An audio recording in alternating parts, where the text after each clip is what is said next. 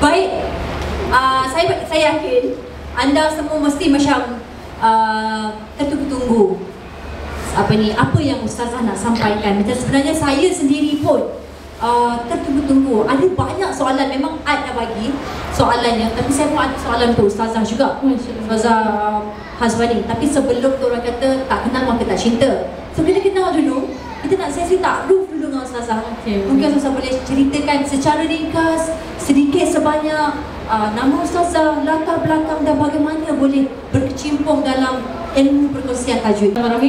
Assalamualaikum warahmatullahi wabarakatuh. Waalaikumsalam. Dia bila part saya ni memang lain sikit lah. Okay. Baik, yang pertama sekali, nama saya Nur Hazwani bin Cik Adwan. Dan saya salah seorang adalah founder sebenarnya bagi My Quran Academy. Dia salah satu pusat pengajian Al-Quran, yang mana pusat pengajian Quran kita buat secara online. Dan dalam My Quran Academy ni, MQA ni, kita buat khususnya kelas mengaji untuk kanak-kanak, dewasa. Jadi semua ada dekat situ lah, insyaAllah. Dan apa tadi soalan? Macam mana Ustazah boleh start involve ni? Yes. Okay, baik. Apa daya penariknya? Joy of giving tu lah yang dimasukkan. Okay. Bagi saya yang pertama sekali untuk maklumat semua, saya sebenarnya seorang dulu saya sebenarnya sekarang ni saya seorang ibu, saya juga seorang isteri, dan saya juga seorang anak. Okey. Dan dalam masa yang sama dulu saya bekerja dengan di satu tempat ni. Waktu tu saya terpaksa berhenti, dan satu tempat tu adalah di pusat pengajian juga. Okey, saya berhenti sebab apa? Sebab saya bersalin. Okey. Dan bila kita dah biasa, kan, kita dah biasa memberi berkongsi ilmu, tajwid dan sebagainya, sebab saya memang mengajar Al-Quran lah. Okey, saya rasa bila saya dah berhenti tu rasa macam tak sedap tau, duduk rumah, suri rumah sahaja. Jadi bagi saya Quran ni adalah satu benda yang relevan dan kita perlu teruskan, sebab itu memang salah satu passion saya. Saya sangat suka mengajar, dan itu yang menyebabkan asbab juga saya teruskan. Maksudnya, dan dalam masa yang sama juga untuk maklumat Kak Pinas dan semua, salah satu benda yang saya nampak kenapa saya buat dan wujudkan My Quran Academy ni, sebab yang paling utama, saya nampak ramai orang dekat luar sana, especially orang yang graduate daripada Mesir, daripada Jordan, yang datang Malaysia, datang ke negara asal, tetapi diorang ada ilmu, tapi at the end diorang duduk rumah. Diorang ada ilmu ni, diorang boleh mengajar Quran, diorang ada sanad Al-Quran, tapi at the end duduk rumah sahaja. Jadi sebab tu wujudnya joy giving ni, maksudnya saya nampak macam saya jugalah, macam saya cakap sebelum ni saya bekerja, saya pun duduk rumah. Jadi saya rasa dengan ilmu yang ada, saya perlu untuk buat something. Dan sebab tu juga saya start untuk buat konten-konten tajwid di Instagram, One Day One Tajwid. Kata add dan approach juga sebenarnya. Daripada situ saya teruskan, keep going, sebab saya nampak Quran ni benda yang, Quran kita kena tahu, Quran adalah satu keperluan. Quran ni bukan satu kemahuan untuk kita. Jadi sebab tu saya teruskan dan saya teruskan perkongsian di Instagram dan sebagainya. Ustazah dalam bidang Al-Quran 7 tahun, tapi dah 3 tahun membangunkan Akademi Al-Quran ini. Apakah perasaan yang paling Ustazah tak boleh lupa saat berkongsi ilmu kalam Allah itu? Okay, saat-saat yang paling tak boleh lupa Okay, yang paling asbab terpenting lah kenapa saya teruskan, saya bersemangat dalam bidang ni. Sebab Alhamdulillah, asbab, ialah kita ni sebenarnya adalah asbab je. Pasal Al-Quran ini adalah hidayah daripada Allah. Bila seseorang tu ternampak posting kita, dia stop, dia tengok, maksudnya tu Allah dah jentik hati dia untuk bersama dengan Al-Quran. Allah dah panggil dia, Khadijah, jomlah mengaji. Contoh, Rasul sebenarnya dah pandang kita. Sebab apa? Al-Quran ini adalah mukjizat Nabi. Kan sebenarnya Maulidur Rasul ni kita masuk juga Rasulullah. Okay? Dan bagi saya sendiri, poin yang paling penting tadi adalah apa tadi? Ya Allah, baik. Apa yang kebahagiaan tu. Okey. Alhamdulillah baru-baru ni saya ada dapat salah seorang daripada student, dan student ni dia belum lagi masuk agama Islam, tetapi asbab posting yang saya kongsikan, dia suka dan dia tertarik nak belajar Al-Quran. Itu yang pertama. Tetapi dia belum convert Islam lagi, dia belum masuk Islam lagi. Dan bagi saya bila tapi apa yang dia ada cakap baru-baru ni, Ustazah, Alhamdulillah saya tengok ni macam best ni semua kan. Dan asbab dia belajar pada permulaan ni, at the end InsyaAllah pada bulan depan dia akan memeluk agama Islam. Alhamdulillah. Bagi saya itu satu kepuasan yang sangat-sangat best. Satu kepuasan yang Alhamdulillah Allah yang datangkan orang-orang ni daripada belum agama Islam, convert to Islam. Bagi saya itu benda yang satu kepuasan untuk saya. Saya nak lagi tarik orang, lagi ramai orang untuk masuk Islam. Betapa indah ni Islam ni. Ya. Macam saya cakap, posting-posting daripada Ustazah sendiri, media sosial, ramai yang membuatkan nak tahu pasal Quran. Kakak-kakak kat luar sana boleh jemput masuk. Sila-sila. Ramai yang nak tahu tentang Al-Quran. Tapi memanglah disediakan adanya tafsir Al-Quran dan juga terjemahannya. Tetapi tak ramai, ini kita pergi pada konteks Muslim itu sendiri. Tak ramai yang tahu akan kepentingan tajwid dan tajwid itu sendiri. Ya. Jadi Ustazah bisa kongsikan dengan kami, apakah kepentingan membaca Al-Quran dengan tajwid yang betul? Baik. Okey. So kepentingan belajar tajwid. Okey. Nak tanya jugalah di umum sebab santai kan. Apa hukum belajar tajwid? Jawab ramai-ramai. Wajib. Masya-Allah. Kita jawapannya lah wajib. Okey. Untuk maklumat semua, sebenarnya hukum belajar tajwid adalah fardu kifayah. Tetapi, ni saya highlightkan, tetapi hukum membaca Al-Quran bertajwid adalah fardu ain dan wajib ke atas kita untuk membaca Al-Quran dengan bacaan yang bertajwid. Sebenarnya tu kita kena faham dulu. Contoh macam tadi ada saudari kata wajib kan. Maksudnya, kalau contohnya semua orang tak belajar tajwid, berdosa, dilaknat oleh Allah. Ibaratnya macam tu. Maksudnya dekat sini bukanlah wajib, tetapi fardu kifayah. Sangat-sangat dituntut ke atas kita untuk belajar ilmu tajwid ni, untuk kita mendapat bacaan yang terbaik. Macam tu. Tapi kalau Ustazah, ini soalan saya sendiri, dah keluar daripada soalan I, dah tahu wartawan. Tapi Ustazah, bagaimana pula pandangan Ustazah sendiri apabila melihat kita tahu sekarang ni banyak tilawah-tilawah Al-Quran, tadarus Al-Quran, qori-qori yang menyampaikan bacaan yang subhanallah, masya-Allah, sangatlah merdu. Namun daripada sudut pemahaman terhadap apa yang dimaksudkan oleh ayat-ayat Allah itu macam sedikit kurang di situ. Itu bagaimana Ustazah? Sebagai Ustazah mengusahakan Akademi Al-Quran kan, sesuai pada tajwid, of course terjemahan itu yang kita dan apa maksud itu yang mahu ditekankan. Okey, kalau cakap bab apa yang Kak Pina cakap tadi, ini lebih kepada bab slot tadabbur Al-Quran. Memang sangat-sangat penting sebab Al-Quran ni Allah turunkan kepada kita, Allah beri kepada kita sebagai surat cinta daripada dia. Tetapi kalau kita tidak memahami apa yang isi kandungannya, maka sangat-sangatlah rugi ke atas kita untuk, sebab apa? Sebab kita ni orang Islam, tak tahu apa yang Allah sampaikan. Jadi sebab tu bila kita belajar Al-Quran, perlu juga selari tadabbur dan juga tajwid itu bersama. Kita tak boleh, tapi kita kena tahu, kita tak boleh juga belajar Al-Quran tadabbur. Lepas tu ni Ustazah bagi tahu dia punya step yang baik lah sebenarnya. Belajar tajwid, kemudian kita mentadabbur dan juga kita memahami apa maksud kandungan tu. Tarannum tu sebenarnya adalah bonus sebenarnya. Bonus. Untuk apa? Untuk kita mencantikkan lagi bacaan. Kita kena mantapkan dua ni dulu, tajwid, tadabbur. Barulah tarannum itu selari. Sebab ada orang dia tarannum, tarik, main lagi kan. Tapi dia tak faham apa yang dia baca. Tapi tajwid dia sebenarnya tunggang langgang. Sebab saya ada student, dia kebanyakan orang yang nak belajar tarannum ni kat Finas, kebanyakan dia pelajar dewasa juga sebenarnya. Diorang ni rasa macam, best dia tengok Qori ni tarik-tarik kan. Diorang pun nak juga. Tapi apa yang saya tekankan, yang pertama sekali tajwid tu perlu tambah nilai, perlu mahir dulu. Sebab yang saya nampak, bila seseorang itu fokus tarannum ni dia ada lagu-lagu dia. Dia ada lagu. Jadi kalau kita fokus lagu, jadi bacaan tu dia jadi tak secure lah, dia tak sama, dia tak sync. Jadi sangat-sangat penting step dia tajwid, tadabbur dan juga tarannum Al-Quran. Bagaimana Ustazah kita nak mendidik anak-anak kita daripada sejak kecil lagi untuk peroleh rasa cinta kepada Al-Quran seperti rasa cintanya dia kepada Mobile Legend?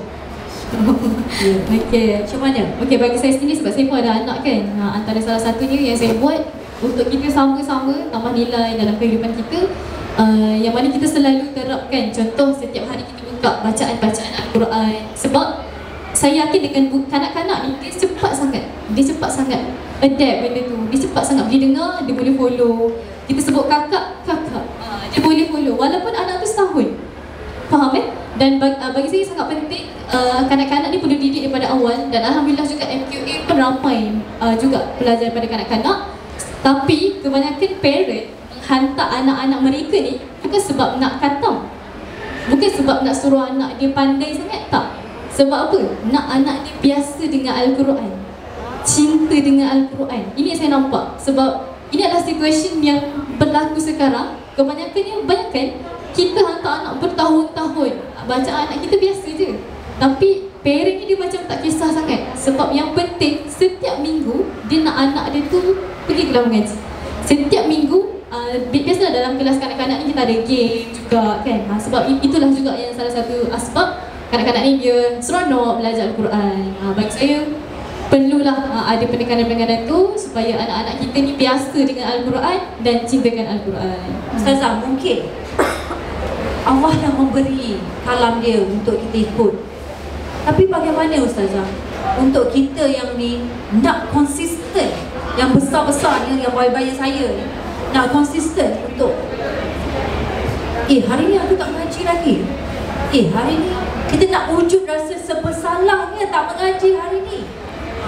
Baik, okey, salah satu cara untuk wujudkan rasa sebersalah kalau tak mengaji tu, memang ni di My Quran Academy dan mungkin juga dekat luar boleh buat. Antaranya adalah yang pertama, dengan adanya grup-grup kelas. Bila ada grup kelas, kita nampak dalam kelas My Quran Academy setiap hari kita akan keluarkan, okey, diri dah berasa, siapa dah mengaji bagi nama. Dia mengaji Quran ni tak ada paksaan pun, dia atas kerelaan seseorang.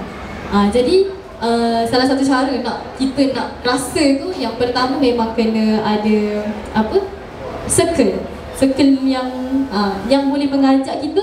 Nak tak nak, contoh circle kita tu mengaji setiap hari Khamis malam.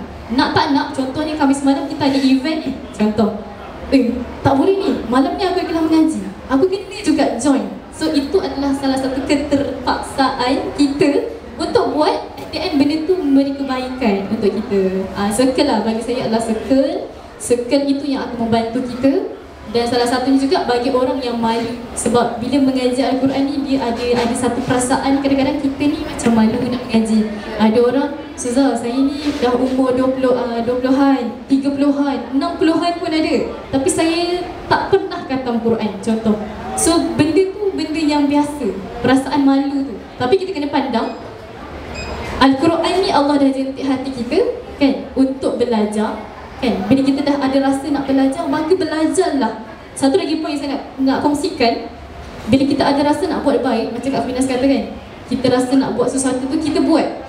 Kalau kita rasa nak buat benda tu, contohnya solat duha 2 rakaat, kalau kita rasa nak mengaji 1 ayat, buat. Sebab kita tak tahu asbab yang manakah yang menyebabkan kita masuk syurga.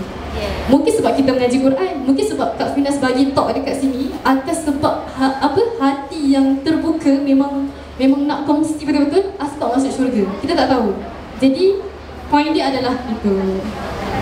Ustazah kongsikan kepada kami yang Ustazah lalui dalam dunia memberikan ilmu Al-Quran ni. Paling Ustazah tak boleh lupa. Okey, setakat ni cabaran tidak banyak dari sudut kritikan ke apa tak, tapi lebih dari segi konten. Ada orang kata, Ustazah dah pernah share konten ni, share konten lain. Kita pun jam juga kan. Lagi satu, apa yang saya selalu buat dekat Instagram, saya suka kongsikan bacaan-bacaan yang selalu orang tak tahu. Apa contoh bacaan tu ketika wakaf. Kita tahu hukum tu, teori dia mat lazim kalimi, mat wajib, tapi tak ramai orang tahu cara bacaan dia. Sebab perasan tak, bila kita baca Quran, tiba-tiba nafas kita terberhenti, lepas tu kita main berhenti je dekat ayat tu. Sepatutnya tak boleh. Yes, tak boleh. Kita kena ada tahu, kita kena ada ilmu, kita kena tahu cara macam mana nak berhenti, macam mana kita nak ambil balik ayat daripada mana. Benda tu kita kena tahu. So yes, sangat-sangat penting benda tu. Jadi perlu upgrade lah ilmu kita. Mungkin soalan terakhir ni, Ustazah boleh kongsikan kepada kami cara yang menyeronokkan, yang lebih efektif dalam kita nak mempelajari ilmu Al-Quran? Okay. Salah satu cara efektif macam saya cakap tadi, yang paling best sebenarnya adalah berkumpulan. Sebab bila berkumpulan ni, siapa yang pernah ada pengalaman, kita mengaji, kita dapat semak bacaan kawan kita juga. Dan bila kita dengar jadi salah, ustazah akan tegur, kita pun tahu, oh kat sini ada salah rupanya. So bila kita baca, kita rasa nak berikan yang terbaik. Sebab apa? Bila mengaji berkumpulan, kita macam nak persembahkan di hadapan orang kan. Lain-lagi online ni. Kita mesti nak baca ke. Ada seorang makcik tu, ni pengalaman kan. Bila part dia baca je, Allah, dia memang tarik kau. Semua dalam kelas tu terdiam lah. Memang Masya Allah, saya pun akan puji dia. Sebab itu antara usaha dia. Untuk apa? Memang perlu ada benda-benda tu supaya kelas tu lebih seronok kan. Kalau semua data je susah juga. Dia jadi mengantuk lah kelas tu. Salah satunya pengaji berkumpulan. Kalau siapa yang malu, boleh sangat kita mengaji individu kelas. Kalau kanak-kanak, kebiasaannya ada juga berkumpulan dan juga individu. Dia ikut orang, ikut keselesaan orang lah sebenarnya. Baik, Ustazah, untuk mengakhiri sesi ni lah kan, Ustazah belanjalah kami. Belanjalah Sophia Rose sempena ulang tahun ke-9 ni. Bacaan tak kisahlah yang mana-mana, janji ayat yang terkait dengan pemberian ini, Joy of Giving ni, untuk sama-sama kita mendengar alunan bacaan yang sungguh merdu daripada Ustazah. Sebenarnya tak merdu pun, biasa je. Boleh tak kita minta Ustazah mengalunkan? Boleh tak bos? Boleh. Suka. Ustazah perlukan Ustazah pandai hafal dalam beberapa ayat Quran, perlukan tab ke? Tak perlu. Tak ada. Okey. Pro ni profesional ni. Okey, ayat Quran ni bismillah. Yang berkaitan dengan joy of giving. Ya, betul. Okey. Surah Al-Fatihah lah, kita ambil Al-Fatihah. Okay, sama-sama kita boleh baca juga untuk kita adakan rahmatan lil alamin dalam Sophia Rose ni, insya-Allah. Bismillahirrahmanirrahim. Surah Al-Fatihah. Bismillahirrahmanirrahim. Alhamdulillahi rabbil alamin. Ar-Rahmanir-Rahim, Maliki Yawmiddin. Iyyaka na'budu wa iyyaka nasta'in. Ihdinas siratal mustaqim. Siratal ladzina an'amta 'alaihim ghairil maghdubi 'alaihim waladdallin. Masya Allah, Masya Allah. Okey, kenapa saya memilih surah Al-Fatihah? Sebab surah Al-Fatihah adalah salah satu pembuka surah, dan surah Al-Fatihah juga adalah apa-apa sahaja ubat. Kalau kita nak mulakan majlis, kita mulakan dengan bismillah. Kita lakukan apa-apa, mulakan dengan bismillah. Dan salah satu lagi yang kita tahu, surah Al-Fatihah adalah ibu segala surah. Ibu segala surah yang dimaksudkan sini adalah salah satu surah yang sangat-sangat istimewa, yang kita boleh amalkan. Kalau siapa yang tak ada doa ke kan, kita boleh baca surah Al-Fatihah ini. Sebab kadang-kadang ada orang tak tahu nak doa apa. Baca Al-Fatihah pun sebenarnya dia dah menyeluruh dalam kehidupan kita sebenarnya. Wallahualam. Masya Allah, sebenarnya betul. Maksud Al-Fatihah tu sendiri sebenarnya terlalu banyak doa dalam tu. Subhanallah. Terima kasih Ustazah untuk alunan yang sungguh merdu dan menyentap jiwa sekali. Dan kita doakan Ustazah sama-sama agar Sophia Rose sebenarnya dengan ulang tahun ke-9 ni terus maju jaya kepada Encik Zaki dan Puan Farah, agar Sophia Rose bukan sahaja berjaya di dunia malah juga di akhirat, dan memperoleh pendapatan yang penuh berkat hasil daripada majlis-majlis ilmu sebegini. Amin, insya-Allah. Sama-sama kita. Ya, maka sebelum kami menjadi sawan mic lebih teruk, tolong nak ambil mic. Silakan. Okey, mestilah saya yakin dekat audience kita mesti ada nak tanya soalan, betul tak? Betul, kita open for Q&A. Ada siapa-siapa nak tanya tak? Okey, saya nampak yang berbaju biru tu. Awal angkat tu. Mek ke depan, Mek. Okey, saya ke depan. Ada sopan dia. Sopan. Assalamualaikum, saya asal daripada Kuala Lumpur. Boleh panggil saya Cica? Cica. Okey, saya ada soalan dekat Inas. Okey, sebagai seorang ibu, macam mana Kak Inas menyeimbangkan bidang kerjaya dan keluarga? Itu soalan saya. Okey, kalau nak tahu sebenarnya Zuzu Zuzu adalah wajah Sophia Rose. Betul. Yang cantik jelita. Pandai Sophia Rose pilih wajah Okey, soalan Zuzu ni soalan yang memang sering lah kami wanita kerjaya dapat. Sebenarnya boleh panggil juga Puan Farah datang ke hadapan. So Puan Farah pun melalui situasi yang sama, saya sangat yakin. Okey, sejujurnya lah pada mulanya tak mudah untuk menyeimbangkan antara keluarga dan juga kerjaya. Namun ia akan jadi sangat mudah apabila kita bijak dalam berkomunikasi dengan kita punya partner. Kita macam ni lah, kalau kita dapat yang betul-betul partner memahami, syukur dah Ustazah. Itu dah satu part lega. Macam tik, settle. Tak perlu dah, dia dah faham. Macam tadi bila Cik Zaki cakap, Ashkalah hati. Untung Puan Farah dapat suami yang kata wanita ini perlu kehadapan. Sebab kebanyakan lelaki tak ramai yang memegang pendirian macam Cik Zaki. Ramai yang mengata no, duduk di rumah sahaja, jaga anak, masak dan sebagainya.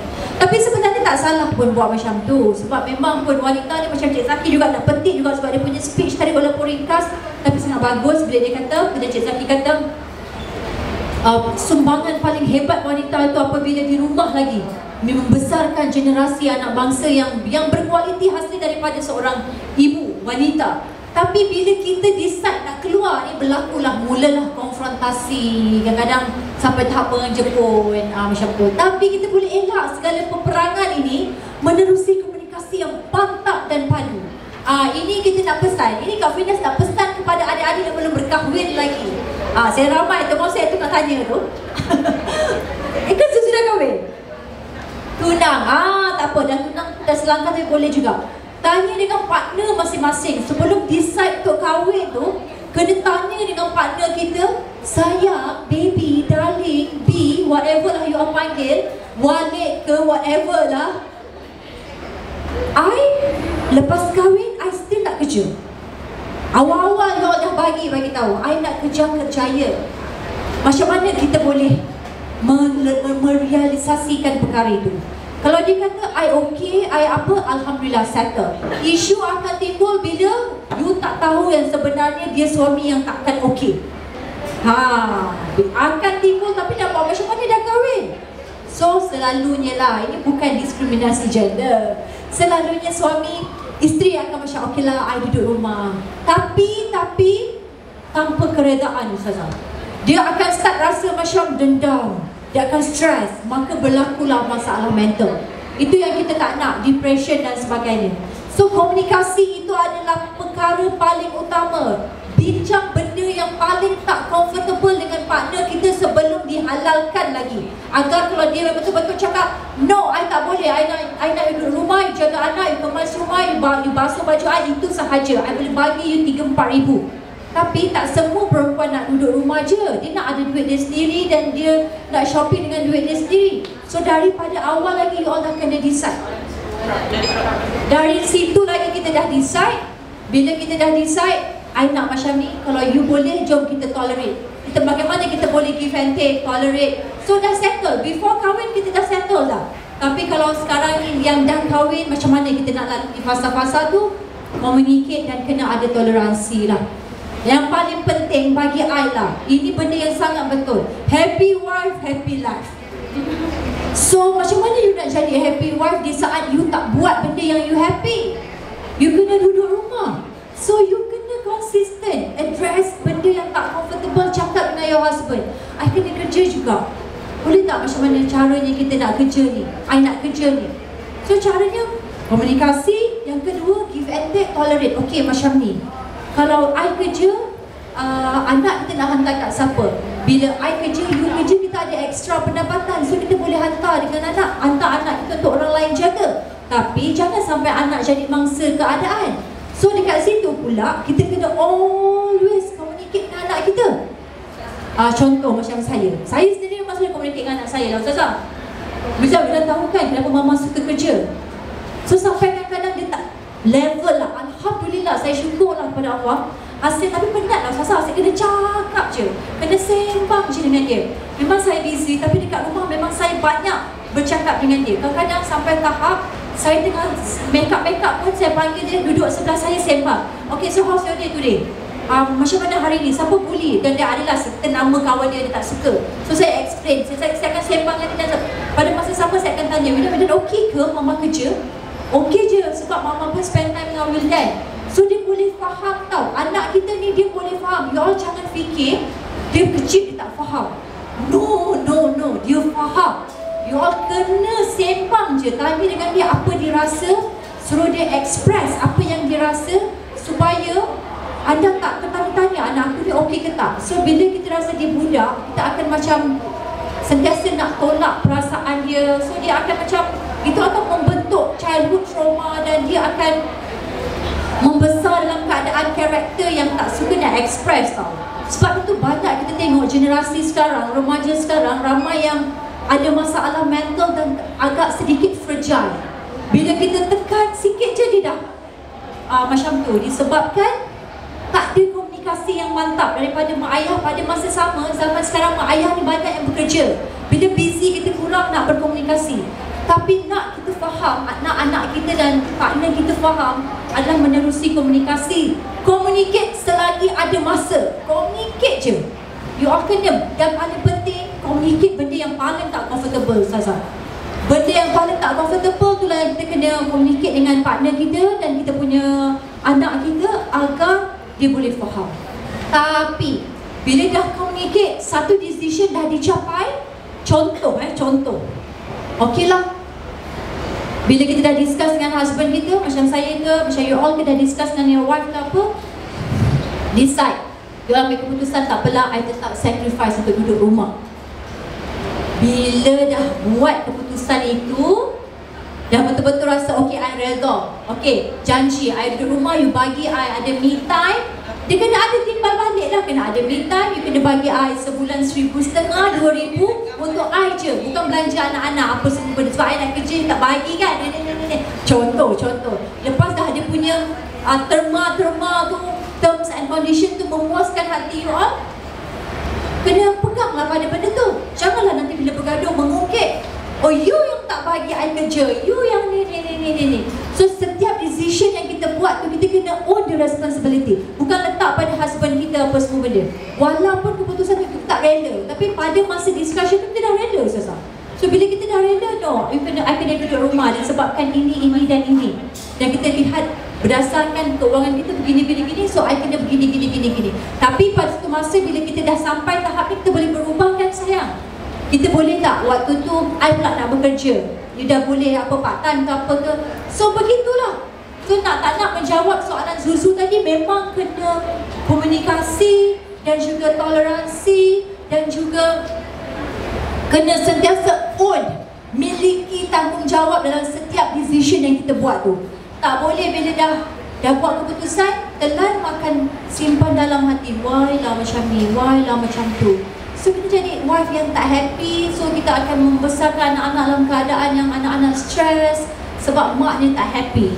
So macam itulah. So macam I memang dah cakap dengan my husband yang I memang nak kerja. Yes, itu dah cakap sebelum kahwin tu.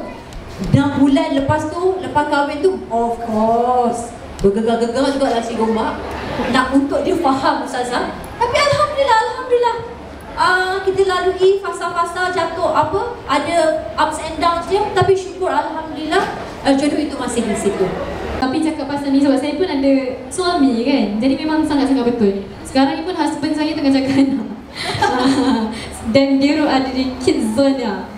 Sebab anak saya masih kecil, baru setahun lebih kan. Ini contoh yang terbaik toleransi. Tengok I tengah ada job kan, tengah ada job dia pergi jaga anak, betul?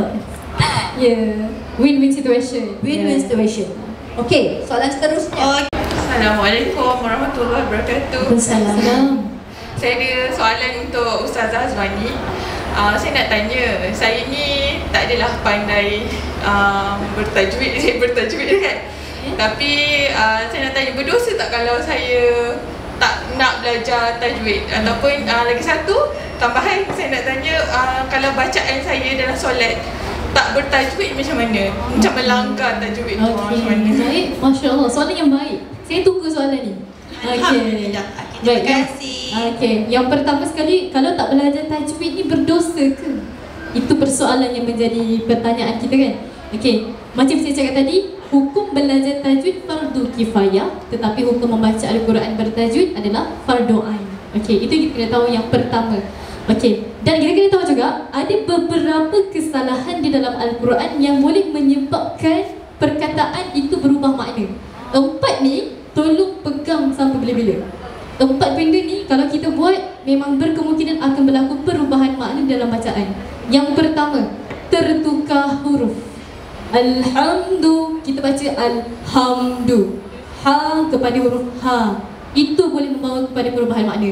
Yang kedua, tertukar baris. An'amta, baca an'amti. Kita baca an'amti, tertukar baris. Ini surah Fatihah ni insya-Allah kita tak ada salah lah. Ni contoh saja. Yang ketiga adalah tertukar baris. Okey lah, subhanallah. Okey. Yang ketiga adalah terkurang huruf. Dan yang keempat, terlebih huruf. Terkurang dengan terlebih huruf ni sebenarnya dia lebih kepada bacaan panjang dan pendek. Dan kalau kita perasan keempat kesalahan ini, kalau contoh kita dengar orang awam kan, kita semua orang awam kan, contoh dengar Kak Finas baca, contoh saya baca salah. Contoh alhamdu, masing-masing akan pandang, bukan ke sepatutnya kena pedah sikit ha tu. Maksudnya orang awam pun tahu itu adalah kesalahan. Siratal ladzina, kita baca ni pula, sepatutnya na. Orang awam akan pelik. Sebab apa? Kita tahu itu adalah satu kesalahan. Terkurang huruf pula, contoh alhamdulillahi rabbil alamin. Sepatutnya perasan tak? Kita tahu itu salah. Itu kesalahan yang boleh membawa perubahan makna. Yang terakhir, kesalahan terlebih huruf. Alhamdulillah. Nampak tak? Orang ni baca macam sedap tapi salah. Itu yang kita kena jaga. Jadi persoalannya, ada beberapa part sebenarnya bacaan yang boleh mengubah makna. Dan 4 tadi tolong pegang. Kalau boleh kita jangan buat. Kalau contoh kita terbuat, maka adalah satu tanggungjawab kita untuk kita sedar benda tu. Dan kita perlu untuk upgrade diri kita untuk belajar. Dan itulah benda yang kita boleh buat lah, insyaAllah. Orang wanita yang berkejaya dan keluarga. Seperti isu baru-baru ni, ada satu statement dia cakap, sebahagian wanita ni kalau dah berduit, mereka berlagak.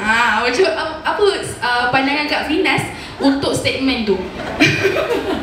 Silakan. Saja je tu bagi soalan nasional, kita pula kena kejar.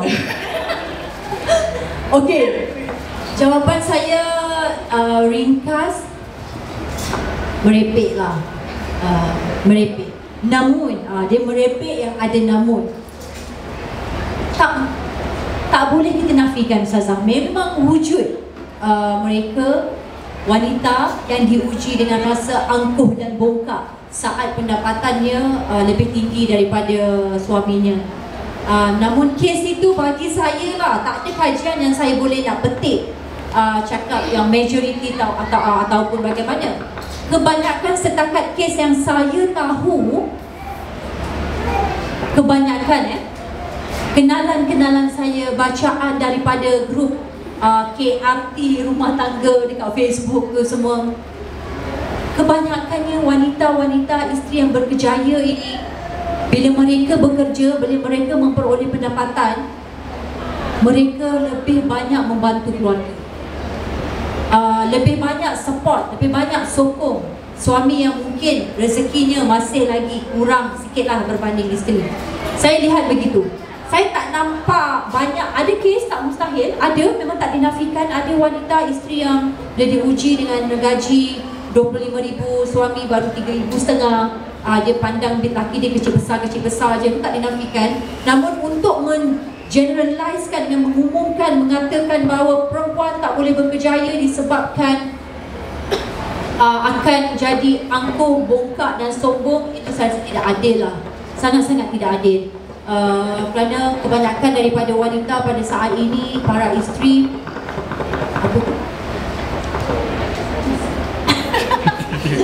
para isteri bila mereka berkejaya itu sebenarnya mereka lebih banyak membantu keluarga berbanding diri sendiri. Ini yang saya nampak. Sejujurnya yang saya nampak lebih banyak mendahulukan pendapatan di rumah, bukan pendapatan, perkara keperluan di rumah berbanding diri sendiri. Jadi untuk menjawab soalan yang panas tu lebih baik secara ringkas, agak panjang-panjang kan ada orang manipulate pula kan. So bagi saya tidak. Pesanan ustazah kepada mereka yang ingin mula mempelajari tajwid semula, mungkin ada yang dah berusia kan, dia malu nak belajar, macam mana dia nak start balik, dia macam boleh ke aku ni dah tua kan, macam boleh ke nak belajar, segan dengan budak-budak yang muda nak belajar sama. Jadi apa pesanan ustazah? Okey, pesanan ni yang pertama, kita kena faham satu benda, Quran ini adalah kalam Allah yang Allah berikan kepada kita. Itu yang pertama. Bila kita terdetik nak mengaji Al-Quran, dia dah rasa nak mengaji tu, cuma dia malu. Ketepikan perasaan malu tu dulu. Kita kena tahu, bukan mudah Allah nak pilih kita, Allah nak jentik kita untuk belajar Quran. Dan apa yang ni saya petik dalam surah Al-Fatir ayat 32, Allah kata apa? Summa awrasnal kitab allazina astafaina min ibadina. Sesungguhnya kami telah menciptakan Al-Quran ini diwarisi oleh orang-orang yang terpilih di kalangan hamba-hamba kami. Jadi kepada yang soalan tadi, rasa malu, perasaan malu tu tolak tepi, bermulalah sebab kita dah ada rasa tu. Macam saya cakap tadi, kalau kita ada rasa nak mengajilah walaupun Yasin dah 10 pahala, 10 dah 20 pahala. Amazing sangat Quran ni, senang sangat nak dapat pahala. Okay? Dan lagi satu, ada satu cerita yang saya suka kongsikan. Quran ni betapa dia sangat-sangat memberi manfaat. Sebab lagi satu kita tahu kan, Quran ni akan teman kita dalam kubur nanti. Benda tu benda yang tak boleh dinafikan. Sebab yang akan teman kita bukan harta, yang akan teman kita bukan apa? Bukan wang ringgit dan sebagainya. Tapi yang akan teman kita adalah Al-Quranul Karim.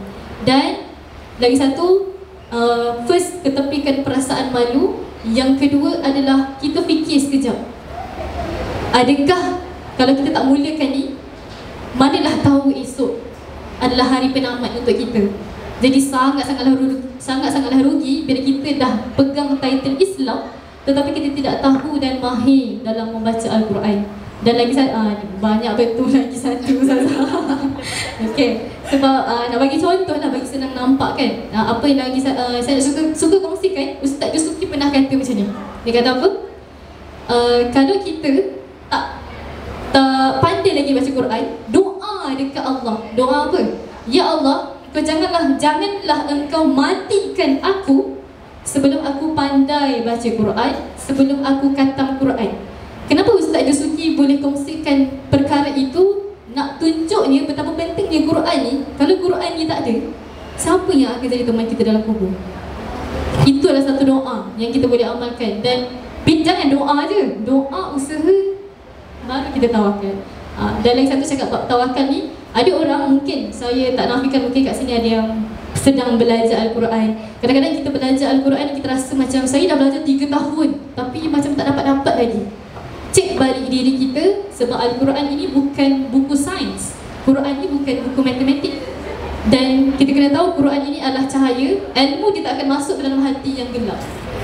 Jadi bersihkanlah hati kita, istighfar banyak-banyak, minta ampun dekat Allah supaya Allah memudahkan urusan kita untuk belajar Al-Quran dan membaca Al-Quran dengan baik.